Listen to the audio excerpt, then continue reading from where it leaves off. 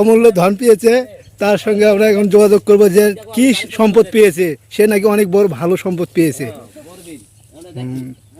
4-5 জন মিলে। এটা এটা কি পাথর পাইছেন ভাই? এটা অমূল্য ধন, এটা অমূল্য রত্ন। হ্যাঁ অমূল্য রতন, তাই না? অমূল্য রত্ন হতে পারে। এটা কি পাথর? আল্লাহ পাক যদি দেয়, এটাই কোষ্টি পাথর থেকে হিরে মানিক করে দিতে পারে আল্লাহ পাক যদি। এটা এই পাথরটা পাইছেন কোথায় ভাই?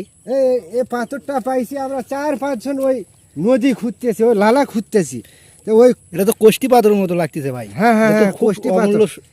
সে বলে আমি রেখে দিয়েছি ওই 5 জনকে না বলিয়ে। এদিক দিয়ে এই পুকুরে পাইছেন না? এদিক দিয়ে আজাগের রাস্তা থাকতো। তো আমি আগে শুনছি, আমি ময় মুরব্বীরা বলছে যে এদিক লোক আমরা কাজ করতেছি, কেউ পাইনি, আল্লাহ পাক আমার ভাগ্যে রেখে দিয়েছে। আলহামদুলিল্লাহ।